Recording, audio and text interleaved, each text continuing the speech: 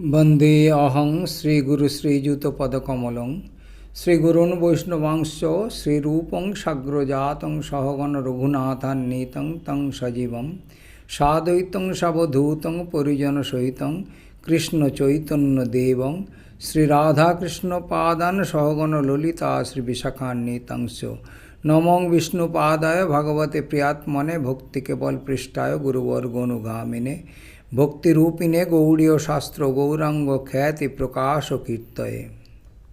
আপনারা আস্বাদন করছেন ধারাবাহিক গৌর কথায় শ্রীমদ্ ভাগবত পুরাণ থেকে দিব্য ভাব এবং দিব্য সেবা আমরা কিভাবে ভগবানকে দিতে পারি। তুয়া পদ বল্লভ তেজ তমরু মন বিষম বিষয়ে ভেল ভোর উঠিয়েতে ডাকত পুন নহি মিলই অনুদিন করহু তাস দিন জননাথ তুহু কহায়সি তোমারি চরণ মম আস ওই ছন দিন জন কহি নাহি মিলই তুহু মোরে কর প্রসাদ তুয়া জন সঙ্গে তুয়া কথা রঙ্গে ছাড়হু সকল পরমাদ তুয়া ধাম মহে তুয়া নাম গাত গাবু দিবানিশি আস তুয়া পদ ছায়া পরম সুশীতল মাগে ভকতি বিনোদ দাস। শ্রীমদ্ ভাগবত প্রথম স্কন্ধ অধ্যায় 2 শ্লোক 16 নম্বর শ্লোক থেকে আলোচনা হচ্ছে। হে ব্রাহ্মণ ঋষিগণ, সব রকমের পাপ থেকে সম্পূর্ণভাবে মুক্ত ভগবত ভক্তের সেবা করার ফলে মহৎ সেবা সাধিত হয়। এই ধরনের সেবার ফলে কৃষ্ণ কথা শ্রবণে আসক্তির উদয় হয়। ভগবানের বিরুদ্ধাচরণ করার ফলেই জীব বদ্ধ দশায় পতিত হয়। কিছু মানুষ আছেন যাদের বলা হয় দেব এবং কিছু মানুষ আছে যাদের বলা হয় অসুর। যারা পরমেশ্বর ভগবানের শরণাগত হয়ে তাঁর সেবা করেন তাদের বলা হয় দেব, আর যারা পরমেশ্বর ভগবানের বিরুদ্ধাচরণ করে তাদের বলা হয় অসুর। ভগবদ্গীতায় 16 অধ্যায়ে অসুরদের সম্বন্ধে বিশদভাবে বর্ণনা করে বলা হয়েছে যে অসুরেরা জন্ম জন্মান্তরে নিম্ন থেকে নিম্নতর জীবন প্রাপ্ত হয়ে অজ্ঞানের গভীরতম প্রদেশে প্রক্ষিপ্ত হয়। তারা অত্যন্ত অধপতিত পশু, শরীর লাভ করে এবং পরম তত্ত্ব পরমেশ্বর ভগবান সম্বন্ধে তাদের কোনো জ্ঞান থাকে না। পরমেশ্বর ভগবানের ইচ্ছায় এই সমস্ত অসুরেরা বিভিন্ন স্থানে নিত্য মুক্ত ভগবত ভক্তের কৃপার প্রভাবে কলুষমুক্ত হয়ে কৃষ্ণ ভাবনার অমৃত লাভ করে। ভগবানের এই ধরনের ভক্তরা যারা ভগবানের ইচ্ছা অনুসারে বিভিন্ন স্থানে গিয়ে আসুরিক ভাবাপন্ন বদ্ধ জীবদের উদ্ধার করেন, তারা ভগবানের অতি অন্তরঙ্গ পার্ষদ এবং তাঁরা যখন নাস্তিকতার ভয়ঙ্কর বিপদ থেকে সমাজকে রক্ষা করতে আসেন তখন বুঝতে হয় তাঁরা হচ্ছেন ভগবানের শক্তাবেশ অবতার। তাঁরা ভগবানের পুত্রের মতো, ভৃত্যের মতো অথবা তাঁর অন্তরঙ্গ পার্ষদের মতো, কিন্তু তাঁরা কেউই নিজেদের ভগবান বলে দাবি করেন না। এই রকমের অসৎ দাবি কেবল অসুরেরাই করে থাকে এবং এই সমস্ত অসুরদের আসুরিক অনুগামীরাও এই সমস্ত ভণ্ডদের ভগবান অথবা ভগবানের অবতার বলে গ্রহণ করে। বৈদিক শাস্ত্রে ভগবানের অবতার সম্বন্ধে স্পষ্টভাবে সমস্ত তত্ত্ব প্রদান করা হয়েছে। শাস্ত্র প্রমাণ ব্যতীত কখনোই কাউকে ভগবানের অথবা ভগবানের অবতার বলে মেনে নেওয়া উচিত নয়। যে সমস্ত ভক্ত প্রকৃতই ভগবত ধামে ফিরে যেতে চান তারা ভগবানের সেবকদের ভগবানের মতো শ্রদ্ধা করেন। ভগবানের এই ধরনের সেবকদের বলা হয় মহাত্মা অথবা তীর্থ। তারা স্থান এবং কাল অনুসারে ভগবানের বাণী প্রচার করেন। ভগবানের সেবকেরা মানুষকে ভগবানের ভক্ত হওয়ার জন্য অনুপ্রাণিত করেন। কেউ যখন তাদের ভগবান বলে সম্বোধন করে তখন তারা কখনোই সেটা বরদাস্ত করেন না। শ্রী চৈতন্য মহাপ্রভু ছিলেন পরমেশ্বর ভগবান এবং বৈদিক শাস্ত্রে তাঁর আবির্ভাবের উল্লেখ রয়েছে, কিন্তু তবুও তিনি ভগবানের ভক্তরূপে লীলাবিলাস করেছিলেন। যারা জানতেন যে তিনি হচ্ছেন পরমেশ্বর ভগবান তারা তাকে ভগবান বলে সম্বোধন করতেন, কিন্তু তিনি তখন হাত দিয়ে কান দুটি ঢেকে বিষ্ণু নাম উচ্চারণ করতেন। এইভাবে তিনি ভগবান বলে সম্বোধিত হলে প্রতিবাদ করতেন। যদিও নিঃসন্দেহে তিনি ছিলেন পরমেশ্বর ভগবান, স্বয়ং ভগবান নিজেই এইভাবে আচরণ করে কপটচারী যে সমস্ত ভণ্ড নিজেদের ভগবান বলে প্রতিপন্ন করতে চায় তাদের সম্বন্ধে আমাদের সাবধান করে দিয়ে গেছেন। ভগবানের সেবকেরা ভগবানের বাণী প্রচার করার জন্য আসেন এবং বুদ্ধিমান মানুষদের কর্তব্য হচ্ছে সর্বতোভাবে তাদের সাহায্য করা। সরাসরিভাবে ভগবানের সেবা করার থেকে ভগবানের সেবকের সেবা করার মাধ্যমে ভগবানকে অধিক সন্তুষ্ট করা যায়।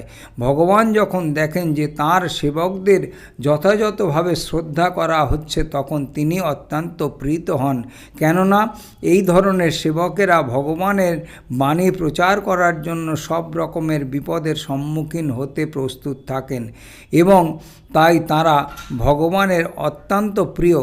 ভগবদ্গীতায় 18:69 শ্লোকে ভগবান ঘোষণা করেছেন, যারা তার মহিমা প্রচার করার জন্য সব রকমের বিপদকে তুচ্ছ করেছেন তারাই হচ্ছেন তার সবচাইতে প্রিয়। কেউ যখন ভগবানের সেবকদের সেবা করেন তখন তার মধ্যে ভগবানের সেবকদের গুণগুলি প্রকাশিত হয় এবং তার ফলে তিনি ভগবানের মহিমা শ্রবণ করার যোগ্যতা অর্জন করেন। ভগবানের কথা শ্রবণ করার ঐকান্তিক আগ্রহ হচ্ছে ভগবত ধামে প্রবেশ করার সর্বপ্রথম যোগ্যতা। আবার 17 নম্বর শ্লোকের অনুবাদে বলা হয়েছে, পরমেশ্বর ভগবান শ্রীকৃষ্ণ যিনি পরমাত্মা রূপে সকলের হৃদয়ে বিরাজ করেন এবং তিনি হচ্ছেন সাধুবর্গের হৃদয়। তিনি তাঁর পবিত্র কথা শ্রবণ এবং কীর্তনে রতিযুক্ত ভক্তদের হৃদয়ের সমস্ত ভোগ বাসনা বিনাশ করেন। তাৎপর্য বলেছেন, পরমেশ্বর ভগবান শ্রীকৃষ্ণের কথা শ্রীকৃষ্ণ থেকে অভিন্ন। তাই যখন নিরপরাধে ভগবানের মহিমা শ্রবণ এবং কীর্তন হয় তখন বুঝতে হবে যে শ্রীকৃষ্ণ তাঁর অপ্রাকৃত নামরূপে সেখানে বর্তমান এবং সেই নাম ভগবানেরই মতো পূর্ণ শক্তিমান। শ্রী চৈতন্য মহাপ্রভু তাঁর শিক্ষাষ্টকে স্পষ্টভাবে ঘোষণা করে গেছেন যে ভগবান তাঁর দিব্য নামে তাঁর সর্বশক্তি অর্পণ করেছেন। সেই নাম উচ্চারণ করার জন্য কোনো স্থান, কাল বা পাত্রের বাধ্যবাধকতা নেই এবং যে কেউ তার সুবিধা অনুসারে শ্রদ্ধা এবং মনোযোগ সহকারে সেই নাম কীর্তন করতে পারেন। ভগবান আমাদের প্রতি এতই কৃপালু যে তাঁর অপ্রাকৃত নামরূপে তিনি স্বয়ং আমাদের সম্মুখে উপস্থিত থাকতে পারেন, কিন্তু আমরা এমনই দুর্ভাগা যে ভগবানের নাম এবং মহিমা শ্রবণ ও কীর্তন আমাদের কোনো রুচি নেই। ভগবানের দিব্য নাম শ্রবণ এবং কীর্তনে কিভাবে রুচি লাভ করা যায় সে সম্বন্ধে আমরা ইতিমধ্যেই অনেক আলোচনা করেছি, কেবল ভগবানের শুদ্ধ ভক্তের সেবা করার মাধ্যমে ভগবান তার ভক্তের ডাকে সাড়া দেন। তিনি যখন দেখেন যে কোনো ভক্ত তার অপ্রাকৃত সেবা লাভের জন্য ঐকান্তিকভাবে আগ্রহী এবং তার ফলে তার কথা শ্রবণে গভীরভাবে উৎসুক হয়েছেন, তখন ভগবান তার হৃদয় থেকে তাকে এমনভাবে পরিচালিত করেন যাতে ভক্ত অনায়াসে তার কাছে ফিরে যেতে পারেন। ভগবানের কাছে ফিরে যাওয়ার জন্য আমাদের যে বাসনা থাকে, আমাদের তার কাছে ফিরিয়ে নিয়ে যাওয়ার জন্য ভগবানের উৎকণ্ঠা অনেক বেশি। আমরা প্রায় কেউই ভগবানের কাছে ফিরে যেতে চাই না। কেবল মুষ্টিমেয় কয়েকজন ভগবানের কাছে ফিরে যেতে চান। কিন্তু কেউ যখন ভগবানের কাছে ফিরে যাওয়ার প্রত্যাশী হন, তখন ভগবান সর্বতোভাবে তাকে সাহায্য করেন। সর্বতোভাবে পাপ মুক্ত না হলে ভগবানের রাজ্যে প্রবেশ করা যায় না।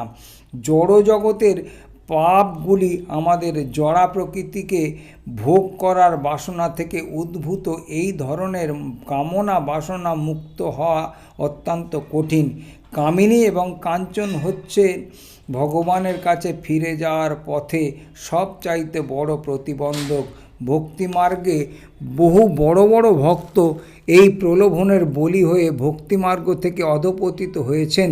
কিন্তু ভগবান নিজে যখন কাউকে সাহায্য করেন, তখন ভগবানের কৃপায় তা অত্যন্ত সহজসাধ্য হয়।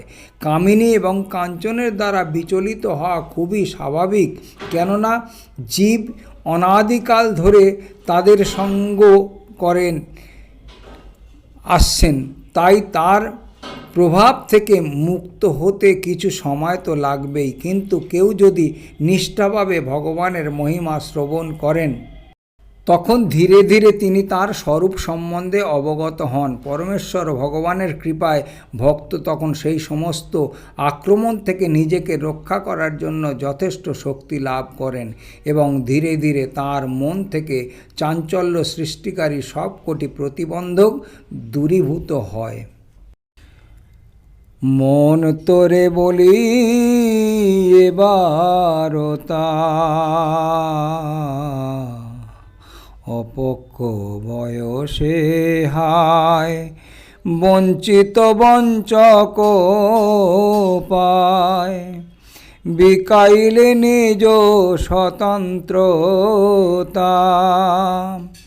সম্প্রদায়ে দোষ বুদ্ধি, জানি তুমি আত্মশুদ্ধি, করিবারে হইলে সাবধান,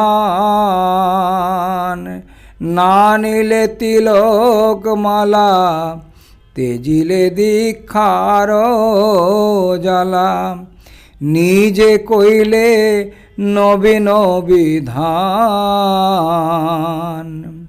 পূর্ব মতে তালি দিয়া নিজ মতে প্রচারিয়া, নিজ অবতার বুদ্ধি ধরি,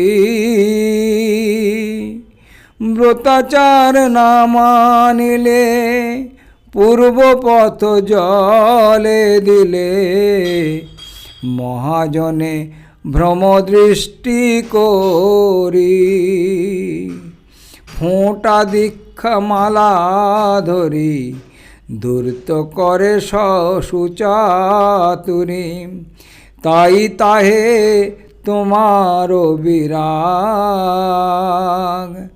মহাজন পথে দোষ দেখিয়া তোমার রোষ, পথ প্রতি ছাড়ো অনুরাগ, পথ প্রতি ছাড়ো অনুরাগ।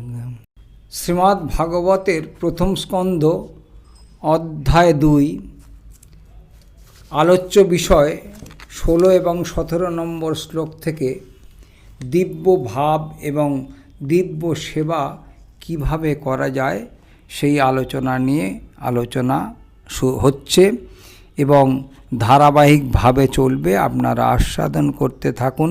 পরবর্তী লীলা পরবর্তী ভিডিওতে আস্বাদন করুন। হরে কৃষ্ণ কৃষ্ণ কৃষ্ণ হরে হরে, হরে রাম রাম রাম হরে হরে। বাঞ্ছাকল্পতরুভশ্চ কৃপা সিন্ধুভ্য এব চ পতিতানাং পাবনেভ্যো বৈষ্ণবেভ্যো নমো নমঃ।